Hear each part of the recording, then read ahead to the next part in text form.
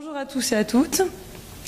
Donc voilà, belle présentation d'Alain sur mon rôle à l'association François Aupetit.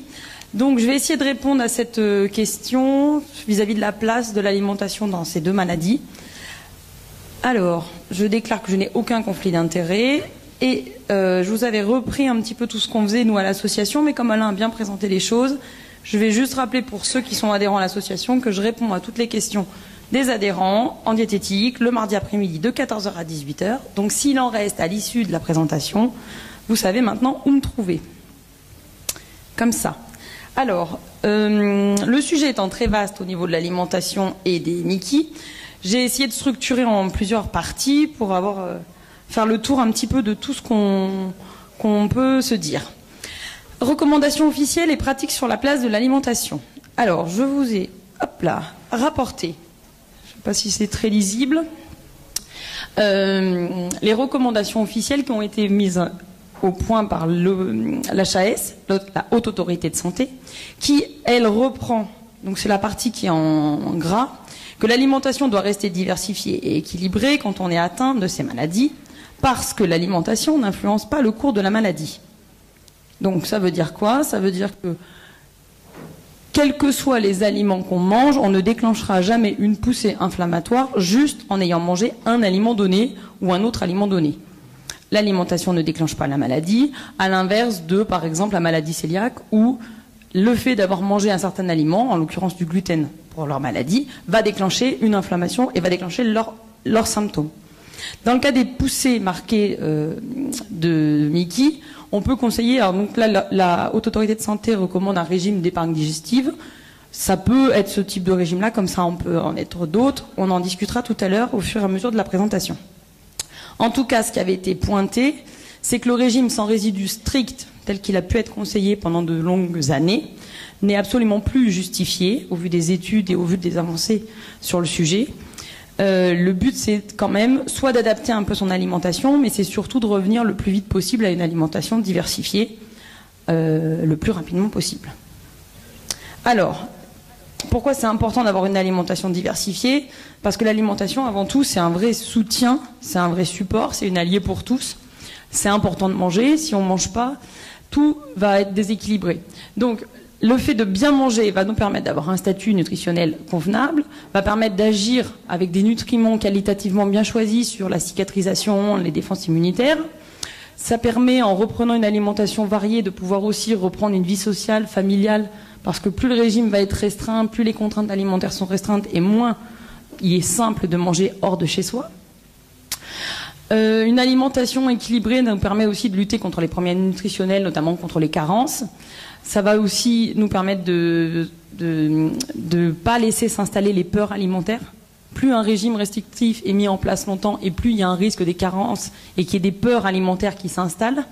La peur de recommencer de manger tel ou tel aliment parce qu'en fait on ne l'a pas mangé depuis 3, 4, 6, 8, 10 mois.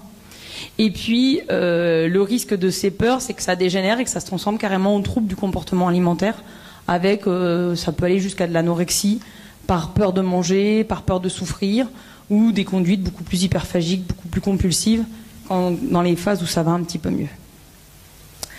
Alors, je l'ai déjà dit sur la diapo d'avant, mais comme c'est le message que je souhaite faire passer dans les 30 minutes, je le redis, l'alimentation ne permet pas de faire disparaître une poussée à elle seule, l'alimentation ne permet pas d'accélérer le passage en rémission non plus. Ce n'est pas la peine de me demander quel est l'aliment qu'on doit absolument manger pendant la poussée pour guérir plus vite, il n'y en a pas. Et l'alimentation ne peut pas non plus à elle seule éviter les rechutes. Ça ne déclenche pas les poussées, mais ça ne permet pas non plus de ne pas rechuter. En tout cas, à elle seule. Elle contribue à beaucoup de choses, mais pas à elle seule de faire tout ça. Aucun aliment ne provoque, ne déclenche, ni même ne guérit une poussée inflammatoire. C'est écrit à côté du point d'exclamation, c'est souligné. Je le dis, je le redis, je le maintiens et je le confirme. Je veux que vous sortiez tous convaincus de ça. Alors, par contre, dans tous les cas, quand on a une Mickey, il faut bien s'alimenter. Et il faut savoir avec quoi s'alimenter, parce qu'inéluctablement, une Mickey, ça touche les intestins, ça touche, suivant où on est inflammé, c'est tout le tube digestif qui peut être contaminé, de la bouche à l'anus. Du coup, il va bien falloir que les aliments qui rentrent et qui doivent ressortir passent sur ces fameuses zones inflammées, et c'est pas forcément un moment très sympa à vivre. Donc, la maladie inflammatoire, c'est une maladie chronique qui est présente toute l'année pour certains malades. Et du coup, toute l'année, c'est la même question qui se pose, c'est qu'est-ce que je mange et qu'est-ce que je peux manger pour pas être plus mal que ce que je suis. Parce que même si ça ne déclenche pas une poussée, manger avec une inflammation, c'est pas une chose très très simple. L'inflammation à elle seule, elle déclenche les symptômes digestifs. Elle va déclencher la diarrhée, l'inflammation va déclencher l'apparition de sang au niveau des selles, ça va déclencher la production de glaire, les gaz, les ballonnements, les douleurs. C'est l'inflammation qui déclenche ça. C'est pas l'alimentation. Par contre, quand on mange, des fois, ça peut amplifier ces phénomènes-là. Mais c'est juste une amplification de quelque chose qui existe déjà. Donc, je l'ai réécrit aussi tout en bas. L'alimentation, la MICI n'est pas une maladie de l'alimentation. Donc, dans les MICI, l'inflammation va pouvoir se localiser dans le cas du Crohn sur n'importe quelle zone du tube digestif qui va de la bouche à l'anus. Dans le cas de la RCH, il n'y a que le côlon qui va être touché. Sur des zones plus ou moins longues, mais il n'y a que le côlon qui est touché. Du coup, qui dit inflammation dans ces zones-là, dit conseil alimentaire différent en fonction de la zone dans laquelle on est inflammé. Alors, je ne sais pas si je suis très claire. Un malade qui a des lésions au niveau de l'estomac ne pourra jamais avoir des conseils diététiques identiques à quelqu'un qui a une lésion au niveau du côlon. Que ce soit un Crohn ou une RCH, une lésion dans le côlon, elle aura des manifestations spécifiques au fait que ce soit le côlon qui est touché. Il faut des conseils pour cette zone-là. C'est pour ça qu'il n'y a pas un régime pour les MICI, parce qu'il y a des MICI, comme il y a des malades, donc il y a des régimes. Et en plus, même pour une même zone donnée, même si les lésions se ressemblent beaucoup, il y aura des manifestations qui peuvent être très différentes d'une personne à l'autre. Il y a des personnes qui peuvent ressentir des douleurs et des diarrhées parce qu'on a 5 cm touchés au niveau de l'iléon, et d'autres sur 5 cm touchés au l'iléon, il n'y a ni douleur, ni diarrhée, ni quoi que ce soit. Ça passe complètement de manière invisible.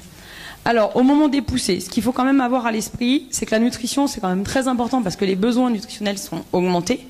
L'inflammation à elle seule brûle des calories, brûle des nutriments, on consomme beaucoup. L'inflammation va consommer, il peut y avoir des infections plus ou moins associées qui vont consommer. Le fait de devoir cicatriser nos lésions, ça consomme aussi des nutriments, ça consomme des calories. Et puis, comme il y a des diarrhées, il y a des fois des éliminations un peu trop rapides, donc du coup il y a des nutriments qui ont à peine le temps d'être assimilés, qui sont déjà ressortis, parce que le transit est accéléré par la présence des symptômes et la présence de l'inflammation. Donc ça nécessite forcément des apports alimentaires plus importants au moment d'une poussée, qui est bien le seul moment dans l'année où on n'a pas envie de manger. Voilà, ce qui complique quand même un peu la donne aussi déjà sur la place de la diététique et de l'alimentation. C'est le moment où on a le moins envie de manger, il faudrait manger plus que d'habitude. Bon, on va quand même mettre de l'ordre dans tout ça. Il est important déjà d'essayer de manger des protéines, des lipides, des glucides. Alors ça, c'est les termes de diététicienne, on aime beaucoup les termes techniques. Ça se résume à quoi? Ça se résume à déjà manger les aliments qui sont importants pour pouvoir avoir ces nutriments-là. C'est de la viande, c'est du poisson, c'est des œufs, c'est de la matière grasse, de l'huile, c'est consommer des féculents, c'est manger des pâtes, du riz. Ça, c'est des aliments qui sont riches en nutriments. Après, on va retrouver d'autres aliments qui vont apporter de l'eau, des vitamines, des minéraux, mais je les ai mis en bas de la liste. Les fruits, les légumes apportent de l'eau, des vitamines, des minéraux. Mais l'important pour que le corps aille bien et que le poids ne descende pas et que le corps ait suffisamment de nutriments pour travailler, c'est des protéines, des lipides, des glucides. Je ne sais pas si le message est clair, mais ça veut dire que les fruits et les légumes, on peut s'en passer pendant quelques semaines, c'est pas la fin du monde. Même pendant quelques mois. Même des fois pendant quelques années. Comment? Des fois, il n'y a pas le choix et que c'est pas grave et en plus, c'est pas ça qui va créer les carences. Donc autant pas s'angoisser sur des choses qui n'auront pas tant d'impact que ça. Alors, quelle alimentation privilégier au moment des poussées? Donc comme je vous disais, en fonction de chacun, en fonction de sa digestion, déjà, quand on va bien, on ne digère pas tous les mêmes choses. Donc quand on est malade, on ne digère pas non plus tous les mêmes choses. Donc la digestion, déjà, elle est personnelle et les symptômes sont personnels. Donc si on adapte l'alimentation, on va faire une adaptation qui va être très, très, très personnelle. Donc, le meilleur moyen d'adapter son alimentation, c'est pas forcément de venir voir une diététicienne, c'est de faire ses propres tests. Bon, après, je vous l'accorde, quand ça fait 6 mois qu'on fait ses propres tests et qu'on a l'impression de rien comprendre, on peut largement demander de l'aide à une diététicienne pour qu'elle fasse du tri dans tout ça et qu'elle vous remette d'équerre ce qu'il faut tester, dans quel ordre il faut le tester. Mais il y a plein de malades qui testent par eux-mêmes et c'est quand même le meilleur moyen de savoir si oui ou non on supporte les choses. Du moment qu'un aliment passe bien, c'est qu'il passe bien. Il n'y a pas besoin d'aller chercher plus loin. Parce qu'il y a plein de malades, des fois, qui me disent des trucs qui passent bien, mais je voudrais être sûr qu'ils passent bien. Non, s'ils passent bien, ils passent bien. On ne va pas se poser des questions supplémentaires. Le but, c'est de conserver un maximum d'aliments, conserver un maximum de diversité alimentaire. Plus l'alimentation est diversifiée, mieux vous irez tous. Et de réduire à des courtes périodes les moments où on réduit les aliments qu'on ne digère pas ou qu'on digère moins bien. Alors, qu'est-ce que je voulais vous dire ici? Donc oui, s'il y a une adaptation de l'alimentation, ce n'est donc pas pour soigner la Mickey, c'est pour adapter son confort. C'est du confort que d'adapter son alimentation, c'est pas vital pour la maladie. Puisque aucun aliment ne déclenche la poussée, si je réduis, je ne sais pas, ma quantité de choux, c'est juste parce que les choux me donnent des gaz et que comme je suis déjà toute ballonnée de par mon inflammation, je ne vais pas en plus me donner un aliment à mon ventre qui va donner encore plus de gaz. C'est du pratico-pratique, c'est vraiment du confort de vie. Si vous avez, je sais pas moi, 10 diarrhées par jour, c'est pas le moment d'aller manger des crudités, parce que les crudités, ça rend les selles molles et liquides et ça augmente la fréquence des selles. Donc il faut forcément manger autre chose. Et on est vraiment sur du confort, ce qui veut dire aussi que si vous êtes chez vous et que vous avez des toilettes à proximité et que ça vous dérange pas d'avoir 3 selles de plus aujourd'hui, vous pouvez bien manger des aliments que vous mangerez peut-être pas lundi pour aller au travail. Ça ne va pas avoir d'impact sur la maladie. C'est juste un impact sur le moment où les symptômes arrivent. Donc, il n'existe pas de régime standard pour les patients atteints de Mickey. Ça, je pense que maintenant, vous avez commencé à le comprendre. Donc, ce qui est important à avoir en tête, c'est on peut faire une adaptation au moment des poussées. Donc là, c'est ce que j'ai repris en bas. Donc, les termes techniques de ces fameux régimes, ça va du régime sans résidus, pauvre en résidus, régime sans fibres, pauvre en fibres, régime élargi, régime d'épingle digestive. C'est toute la collection des régimes qui peuvent exister. Donc après, quand on tape sur Internet, il y a des listes toutes prêtes de l'un ou de l'autre qui sortent. Mais appliquer un de ces régimes, si on n'est pas sûr que ça a un intérêt pour soi, il n'y a aucune raison de le faire. Ça n'aura pas une vocation d'apporter quoi que ce soit de supplémentaire. La diététicienne, elle, peut en choisir un parmi la liste au vu des symptômes que vous avez. Mais souvent, on en choisit un et puis on va rajouter des aliments qui ont été enlevés parce que finalement ça ne correspond pas entièrement aux symptômes. Donc les listes toutes prêtes, c'est un modèle, c'est une trame, mais c'est loin de ce qui peut s'appliquer après quand on voit les patients un à un au cabinet. Et le but toujours, c'est qu'en période de rémission, tendre vers l'alimentation la plus normale que possible, même si tous les malades ne retrouvent pas un transit parfait au moment des rémissions, beaucoup y arrivent et il ne faut pas hésiter à reprendre tout ce que vous mangez avant la poussée. Alors, j'avais repris quelques petites infos sur les fameux régimes sans fibres, sans résidus. Alors, qu'est-ce que ça veut dire que de manger sans résidus ou sans fibres? Ça veut dire qu'on retire de son alimentation des aliments, des nutriments, des produits qui ne sont pas digérés par les enzymes, qui ne sont pas digérés par les intestins, et qui ne seront donc pas du coup assimilables ou absorbables par le corps. Donc, inéluctablement, ça veut dire que c'est les aliments qui vont rentrer, qui vont transiter par les intestins et qui vont devoir ressortir. Ce qui veut dire aussi qu'il y a d'autres aliments, si on prend par exemple, je ne sais pas moi, l'exemple du poisson. Le poisson, on le mange, on l'assimile, on le digère, et tous les nutriments du poisson rentrent dans notre corps. Il n'y a rien qui ressort dans les selles. À l'inverse des fruits et légumes où 100% mangé, 100% ressorti. Ce n'est pas du tout le même mode de fonctionnement. Donc, c'est pour ça que le poisson fait partie des aliments sans résidus et que les fruits et légumes font partie des aliments contenant beaucoup de résidus. Donc dans les différentes fibres, il y a des fibres d'origine animale, des fibres d'origine végétale et dans certains cas le lactose. Dans certains, on leur a peut-être déjà conseillé de ne pas consommer de lait.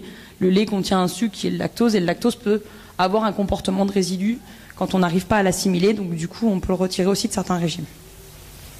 Donc les fibres et les résidus, bon, ça va ressortir. Bon, c'est pas juste venu se balader dans votre côlon. Il y a quand même beaucoup de vertus très bonnes à ces nutriments-là. L'intérêt des fibres, c'est que ça permet de contrôler les diarrhées. Si vous suivez un régime sans résidus trop longtemps, le risque de ce qui peut arriver, c'est que vous ayez quand même des diarrhées qui perdurent. Parce que sans fibres, lutter contre la diarrhée, c'est plus compliqué. Tous les régimes antidiarrhéiques contiennent de la carotte, du haricot vert, de la compote, du coin. Il faut des fibres aussi pour lutter contre la diarrhée. Donc on ne peut pas les retirer complètement au long terme. Les fibres, ça permet de travailler sur la motricité du côlon. Le côlon, c'est un muscle. C'est un muscle qui doit travailler. Pour qu'il travaille, il lui faut de la matière. Si on lui amène jamais rien à travailler, il ne peut pas travailler, donc il s'affaiblit. Et plus il s'affaiblit, moins il est d'accord pour réintégrer des aliments au long cours. Les fibres, ça permet de stimuler l'évacuation. Donc dans les cas de constipation, c'est pareil, c'est les apports en fibres qui vont pouvoir aider à mieux évacuer parce qu'il y a des volumes suffisamment et une motricité suffisamment sollicitée. Les fibres alimentaires, ça permet d'avoir des fois plus de volume en termes de sel à évacuer. Ça peut aider à avoir des selles plus fermes aussi, quand les fibres ne sont pas digestibles. Mais il y a aussi des fibres qui vont provoquer des ballonnements, qui vont servir à toute la flore intestinale de substrat pour manger. Et en mangeant ces fibres, elles produisent des ballonnements que nous devons supporter, du coup, dans ce cas-là. Et puis, il y a des fibres, par exemple, dans le cas des sténoses, qui peuvent, elles, faire des bouchons et du coup bloquer et créer une occlusion intestinale. Donc, dans les fibres, il y a du bon et du mauvais, ce qui complique aussi tout ce qui circule comme message autour des fibres, et avec cette envie de les retirer, mais finalement, si on les retire toutes, on se prive de beaucoup de bénéfices. Donc, si on décide de retirer des résidus des fibres, ça peut être pour soulager le travail digestif. C'est pour ça que des fois, certains médecins vous conseillent de retirer les fibres, parce qu'on veut mettre un petit peu les intestins au repos. Ça peut, notamment au niveau de l'intestin grêle, ça le met au repos, pas au repas. C'est un terme technique, me tromper. Ouais, plus de diététicienne. Ça peut permettre une meilleure cicatrisation grâce à cette mise au repos. On va aussi les réduire pour diminuer la quantité de sel produite, la fréquence des sels. Quelqu'un qui a 15 sels par jour, en réduisant la quantité de fibres, on peut peut-être passer à 12, 10 sels par jour. Tout ce qui est donc l'inconfort qui va avec ces fibres, que ce soit au niveau des ballonnements, que ce soit au niveau des selles trop liquides, on peut jouer dessus. Et au niveau des douleurs abdominales, il y a des fibres qui sont très dures et quand ça passe sur les zones inflammées, ça peut renforcer les douleurs, ça peut les déclencher, les douleurs, parce que ça appuie en fait là où ça fait mal. Voilà. Du coup, l'alimentation est vraiment à moduler en fonction des symptômes et de l'évolution des symptômes. Si dès que vous commencez à prendre le traitement, au bout de 3 jours, il n'y a plus de diarrhée, il n'y a plus de raison d'adapter l'alimentation. On adapte l'alimentation tant qu'il y a des symptômes et on l'adapte qu'aux symptômes qu'on a. Donc en fait, au moment d'une poussée, souvent il y a beaucoup de diarrhée au début, donc on va adapter avec une alimentation antidiarrhéique, et puis après ça s'apaise. Souvent il y a des ballonnements qui peuvent être un peu résiduels, donc là on peut remodifier l'alimentation pour être sur des aliments qui vont produire moins de gaz, moins de ballonnements. L'idée en fait c'est vraiment, même malade peut passer d'un régime à un autre pour pouvoir moduler ses symptômes et moduler en fonction de ses symptômes. Pas moduler ses symptômes, moduler en fonction de ses symptômes. Voilà. Et puis aussi pour calmer la douleur, des fois ça peut aider parce qu'effectivement, dès qu'on modifie la quantité de fibres mangées, on a moins de travail et moins il y a de travail digestif à faire et moins ça peut fatiguer et en diminuant la motricité de l'intestin, ça permet aussi de réduire certaines douleurs. Donc régime sans résidus, régime sans fibres, ce sont des régimes qui sont très stricts parce que je pense que beaucoup ont déjà fait les frais de les essayer. Ça peut induire des carences au long cours parce que c'est quand même très anorexigène comme régime. Au bout d'un moment, on tourne vite sur les mêmes aliments. Du coup, si on tourne sur les mêmes aliments, on s'enlace. Si on s'enlace, on diminue les quantités. Si on diminue les quantités, on ne mange pas assez de protéines, de lipides, de glucides. Et là, on se déclenche des carences. Et puis, dès qu'on peut, on l'élargit. Alors, on élargit soit dès que les selles sont moulées, qui est un indicateur que c'est bon, le transit se fait naturellement à nouveau tout seul très bien, donc on peut remanger de tout. Et on peut aussi arrêter un régime sans fibres quand au bout de 2, 3, 4 semaines, on se rend compte qu'il n'y a aucune évolution. Ça ne viendra pas avec les mois, donc ça ne sert à rien de continuer. Si ça ne marche pas, ça ne marche pas. Tout ne peut pas toujours aider. Voilà. Donc c'est un régime qui peut seulement améliorer l'inconfort physique lié aux symptômes, mais en aucun cas l'évolution de la maladie. Je crois que ça va faire 3 fois déjà que je le dis. Mais c'est fait exprès. C'est pour être sûr que le message passe bien. Non pas que je ne pense pas que vous êtes capable d'entendre que le message passe bien, c'est que ça va à l'encontre de tout ce qu'on lit et qu'on relit, et que du coup je suis obligée de le rabâcher pour que ce soit aussi simple et compris que ça. Donc comment on réintroduit ces aliments aussi une fois qu'on les a retirés. J'ai mis quelques diapos dessus parce que ça peut intéresser beaucoup d'entre vous. Retirer les fibres, c'est facile, on enlève. Et puis après, quand on les a pas remis depuis très longtemps, les intestins sont assez faibles, manque de tonicité. Et du coup, toute réintroduction peut des fois mal se passer. C'est-à-dire qu'on va être barbouillé, on va avoir des gaz, des ballonnements, des diarrhées. C'est pas une poussée qui revient. C'est juste qu'on remet en mouvement un organe qui n'a pas travaillé. Donc le mieux, c'est de faire ces réintroductions à la maison, de commencer par un seul aliment nouveau à la fois, des toutes petites quantités, Alors quand je dis toute petite quantité, ça c'est du vécu, c'est parce que quand la plupart des malades essayent de réintégrer un aliment, on va remettre, je sais pas moi, à la place d'une assiette de riz, une assiette de haricots verts. Une assiette d'haricots verts, c'est beaucoup trop pour une première réintroduction. Quand on réintroduit des haricots verts, on prend l'assiette de riz, on retire une cuillère de riz, on met une cuillère d'haricots verts. C'est une réintroduction d'haricots verts. Et progressivement, on augmente la quantité sur les 2-3 repas qui suivent. C'est vraiment très progressif. Le côlon n'ayant pas travaillé, ça va être très compliqué pour lui de se remettre en contact avec tous ces aliments en si peu de temps. Et puis, si ça roule à la première prise, le lendemain, on en essaye un autre, et puis un autre, et puis un autre. Voilà. En dessous, je vous ai remis, pareil, les différentes étapes. Donc, si on a retiré le lait, on peut le réintroduire. Dans certains régimes, on retire les pommes de terre, les légumes secs, voilà. On les réintroduit progressivement aussi. Et quand on réintroduit donc, tout ce qui est fruits et légumes, on commence par les réintroduire sous forme cuite, puis sous forme crue, et on débute par ceux qu'on appelle les moins irritants. On essaye de marquer des petites pauses pour évaluer et laisser le temps aux intestins de se remettre de ce nouvel exercice qui est de remanger des trucs qu'ils n'ont pas vus depuis trop longtemps. On peut essayer d'être le plus régulier possible dans les tests. Ce qui compte, c'est de ne pas exclure les aliments trop rapidement. C'est-à-dire que j'ai réintroduit, je sais pas moi, première réintroduction des tomates, c'est des tomates cerises. Bon, déjà la tomate cerise en première réintroduction de la tomate, ça passe pas chez personne. C'est une très mauvaise idée de recommencer par les tomates cerises qui sont pleines de peau, pleines de pépins et très peu remplies de chair tendre. Donc la deuxième fois, on refait une réintroduction de tomates en prenant plutôt un coulis de tomates ou une tomate épépinée, épluchée, cuite, qui va être beaucoup plus tendre. Et là, on voit si ça passe ou si ça passe pas. Avec toujours autour du riz, des pâtes, de la viande, plein d'autres aliments pour compléter le repas. Toujours utile, c'est d'essayer de consommer des produits de saison. Les produits de saison sont toujours amenés à une maturité qui est meilleure et la maturité des fibres compte sur la digestibilité des fibres. Donc les produits de saison sont toujours plus digestibles que les produits consommés hors saison. Donc on ne mange pas de fraises en plein mois de décembre. Oui, quand on peut, on ne mange pas de fraises parce que les fraises du mois de décembre sont encore moins digestes que les fraises du mois d'août. Déjà qu'en août, elles ne sont pas toujours faciles à digérer. Alors en décembre, c'est même pas la peine d'essayer.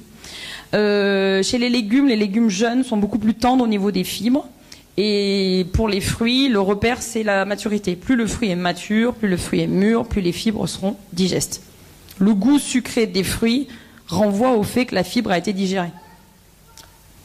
Donc une pêche bien mûre, bien fondante, bien juteuse sera forcément beaucoup plus digeste que si c'est la même version dure. Donc version pas mûre. Qu'est-ce que je peux vous conseiller d'autre ? N'hésitez pas à jouer sur les modes de préparation, en mixant, en râpant, en écrasant les aliments, en les éminçant. On va casser les fibres et on va rendre les fibres plus faciles à supporter lors des premières réintroductions. Et puis, ça je vous l'avais dit, de ne pas consommer de grosses quantités de l'aliment seul, toujours l'associer au cours d'un repas avec d'autres choses. Et puis, une dernière notion qui est aussi très importante, c'est le fait de privilégier les petits repas, mais assez fréquemment. C'est-à-dire que il est plus facile pour un malade de Mickey et il est plutôt conseillé de manger 6 fois par jour que 2 fois par jour. Parce que 6 petits repas, ça sera beaucoup moins de travail digestif que 2 gros repas qu'on va mettre 4 heures à digérer et avoir l'impression qu'il faut faire une sieste après chaque repas. Donc il ne faut pas hésiter à faire des collations, limite grignoter. C'est autorisé pour les malades de Mickey. Profitez-en. Il y en a plein pour qui c'est pas autorisé. Voilà. Oh bah tiens, la diapo elle était mise à l'envers, je suis désolée. C'était la liste des fruits et des légumes qu'on peut réintroduire en premier. Elle n'est pas à sa place. 1000 excuses. Donc dans les fruits les plus tendres, on a la pomme, la poire, la pêche. Dans les légumes, on a la carotte, la pointe d'asperge, les betteraves rouges, les courgettes, qui sont des fibres très douces. Alors, une alimentation diversifiée. Donc, pour diversifier mon alimentation, je garde à l'esprit que les aliments ne sont pas responsables des poussées, que les régimes d'exclusion n'empêchent pas les rechutes et qu'une manifestation digestive sont forcément fréquentes quand on réintroduit des aliments, même chez les gens qui ne sont pas atteints de Mickey. Quand c'est la saison, je sais pas moi, du brocoli, les gens qui n'ont pas mangé de brocoli depuis des mois, les premières introductions peuvent aussi entraîner des gaz, des ballonnements, des diarrhées. Il y a plein de gens, quand ils mangent des prunes début septembre, ils ont des diarrhées. Il n'y a pas besoin d'avoir une Mickey pour avoir des diarrhées quand on mange des prunes ou quand on mange des cerises. Donc il faut l'avoir à l'esprit que du coup, quand on est en rémission et qu'on réintroduit des cerises, on va pas être bien et tout le monde va pas être bien. Et ça veut pas dire que c'est une poussée qui... On m'a coupé le son. Non, c'est bon. Le son est toujours là. Voilà, donc ce qu'on garde à l'esprit, c'est d'avoir une alimentation en quantité suffisante, en qualité plutôt équilibrée et variée pour pouvoir couvrir tous les besoins de l'organisme. L'homme est omnivore, donc il faut qu'il ait de tout à manger. Et tout ça, ça va aider à maintenir un bon état nutritionnel et de pouvoir profiter des moments de rémission pour refaire le plein d'énergie. Et plus l'énergie est remontée, plus on fera mieux face à la prochaine poussée. Et voir chez certains malades que j'ai pu suivre, on accuse mieux le coup sur les poussées, quand l'état nutritionnel est bon. Non, je vais passer, appuyer. Voilà. Quand on réintroduit, quand on veut diversifier, il faut vraiment réessayer de consommer certains aliments, donc en les préparant, comme on a pu voir, de manière plus... modifier un peu ces manières de cuisiner. Peut-être que les tomates crues passeront plus jamais, et la tomate, elle peut se cuisiner sous tellement d'autres formes qu'on peut quand même continuer de manger des tomates, même avec une Mickey.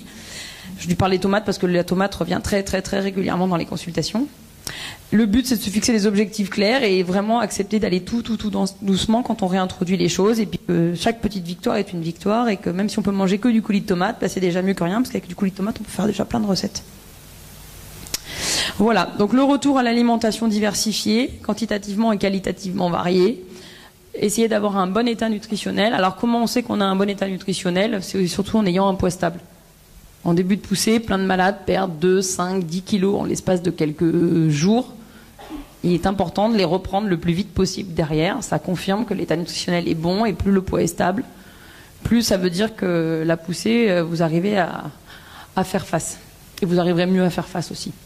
Sinon, c'est l'escalade, c'est la dénutrition et c'est d'autres embêtements. L'objectif, c'est toujours de profiter des périodes de poussée.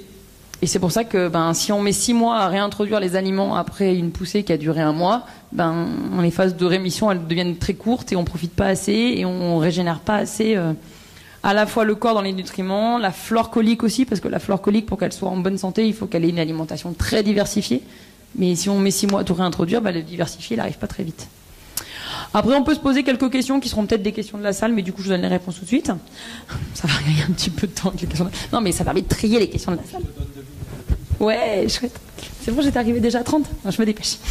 Est-ce qu'on doit prendre des compléments alimentaires?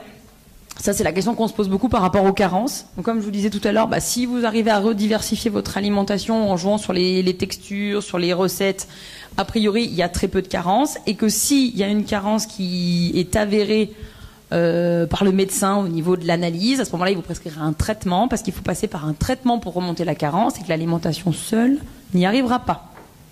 Donc, prenez le traitement. Probiotiques, prébiotiques, c'est beaucoup de questions qu'on peut se poser sur l'intérêt par rapport à la flore. C'est toujours intéressant sûrement de prendre des probiotiques pour aider sa flore à se régénérer, mais la seule et unique chose qui aide une flore à se régénérer et à se tenir, c'est une alimentation variée. Donc prendre des probiotiques si l'alimentation n'est absolument pas diversifiée, ça n'a absolument aucun intérêt.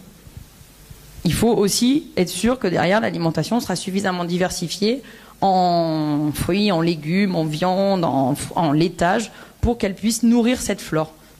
Si elle n'est pas nourrie, de toute façon, elle repartira dans les toilettes aussi vite qu'elle est arrivée.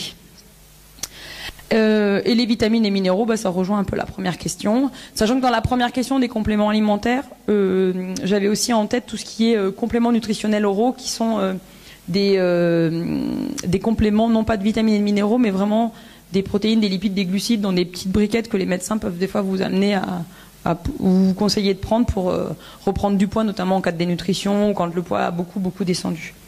Ça, c'est sur prescription, donc si le médecin dit qu'il faut le prendre, il faut le prendre.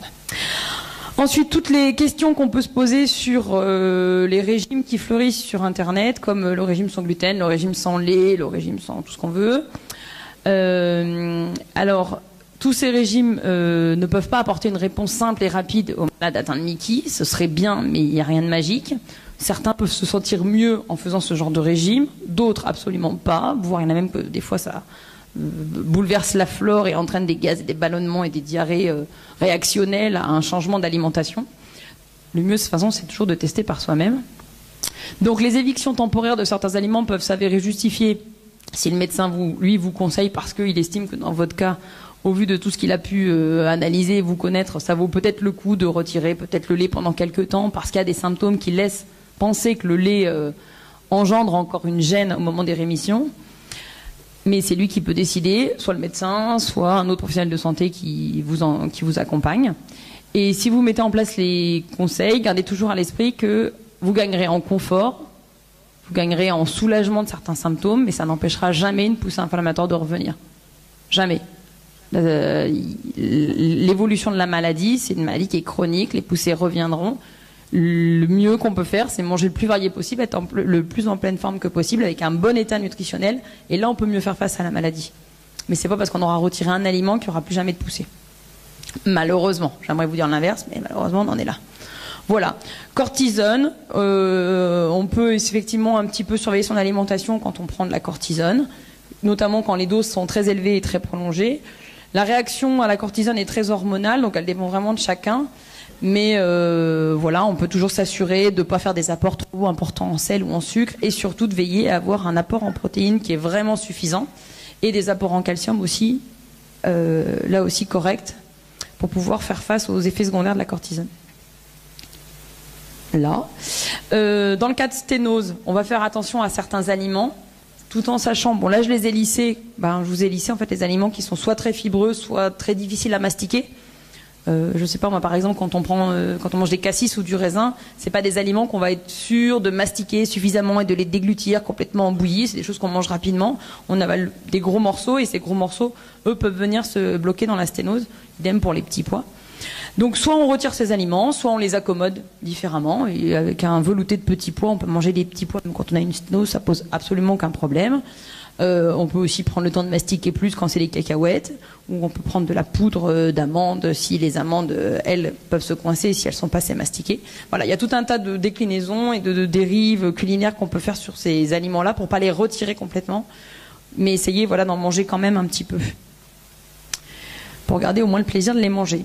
Dans le cas d'estomie, là on sera plutôt vigilant sur les aliments qui vont produire beaucoup de gaz, pas incommoder la poche.